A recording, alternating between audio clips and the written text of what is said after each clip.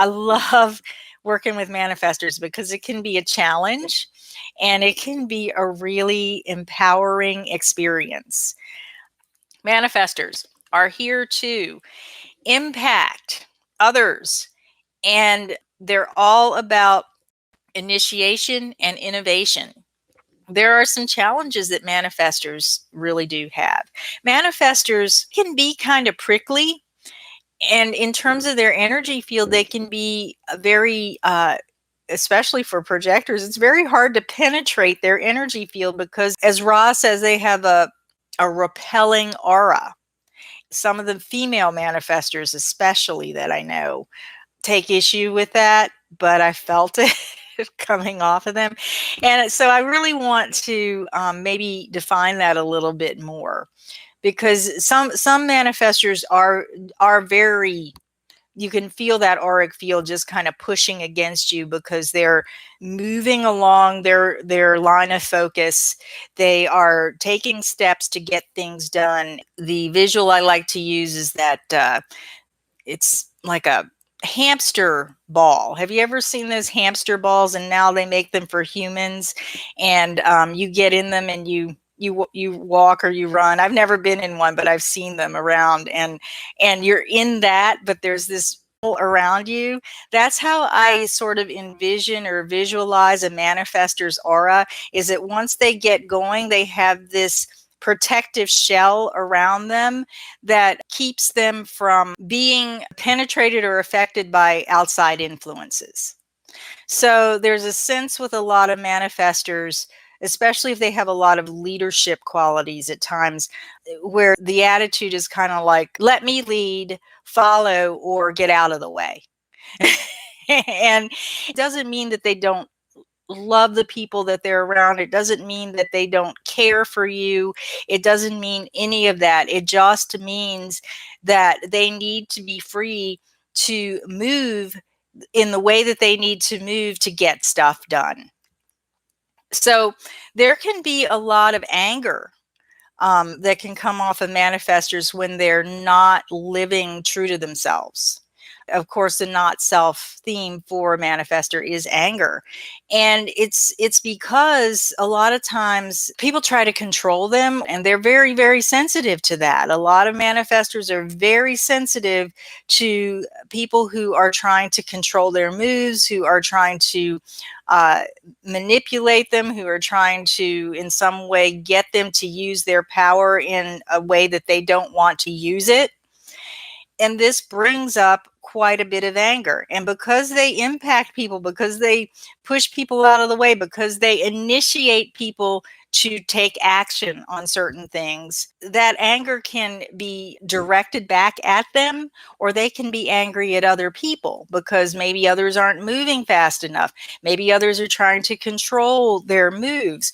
Maybe they're not getting the results that they want. And sometimes this happens with emotional manifestors who maybe know what they want or think they know what they want, but they need to wait to be really clear about it, right? Two of the challenges that manifestors have are with trust and with power. I've worked with quite a few manifestor women who have the issue of how do they manage their power.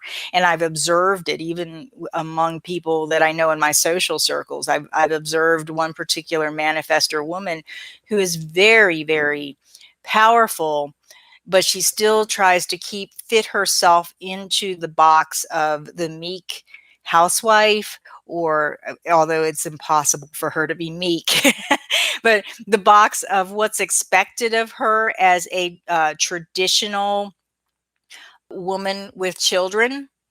And I watch her fight against that. Like, I can feel the internal struggle that she has because her power is being damped down by her trying to fit herself into this box. And then she has these outbursts of anger because of her own self-restriction in that way. I've watched this particular manifestor woman struggle with trying to stay on a schedule. So that's another thing, there's no defined sacral center with a manifestor. And I don't have a manifestor chart, but basically a manifestor has an undefined sacral center and one of their motorized centers that is connected to the throat. She has this great power to initiate, to get her children started on things, to get her husband started on things, to get things started in her business. But then she gets weighed down with, I've got to show up for this series of meetings. I have to show up to my office every day. I have to be there for my children and prepare their meals. And I have to follow through with all kinds of things that maybe are not really hers to do. And if she allowed herself the freedom to either do those things or to delegate what's important or initiate her family members or people around her to do certain things that they would be better suited for, then she wouldn't be fighting against herself so much and having these angry outbursts. So a lot of times anger for a manifestor really has to do with the sense of misused power or power that is being diverted or diluted in some kind of way, if that makes sense. And then along with that is this sense of trust.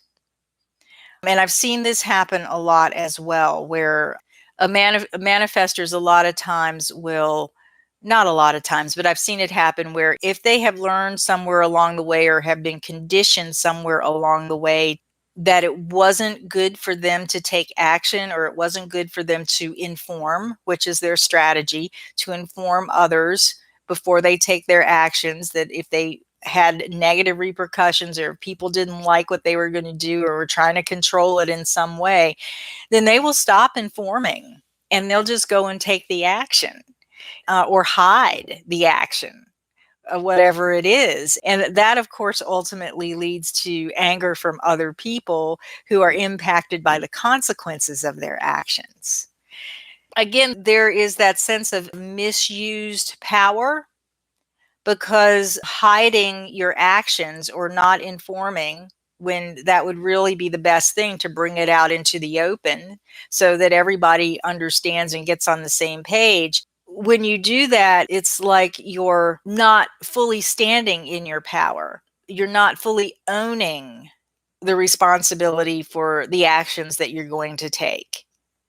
And then, of course, you get denied the support and the accommodation, perhaps, of others who may want to be on board. And then, of course, if you've got someone who is going to be negatively impacted, then you're going to get some real anger on the other side of that. Also can be a sense of isolation. Manifestors can feel isolated because, they're in that big hamster bubble or I don't know what that is, but they don't easily let people in naturally. So they do a lot of times feel like they're alone.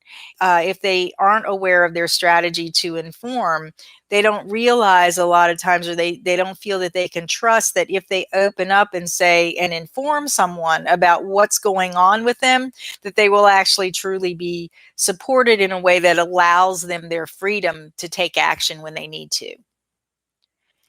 Another big challenge that manifestors have is getting stuck in the work. And I mentioned that with that example that I gave you of the manifestor, the female manifestor I know. Manifestors have that motorized energy. So they were raised or conditioned by manifesting generator and generator parents in a family that valued work until the work is done and then get up the next day and work some more. That's not really what they're about. They've got this tremendous amount of power and energy that other people can misinterpret as work energy, when it's actually just the energy to innovate, to start things, to get other people working, other people who are better suited to do the work.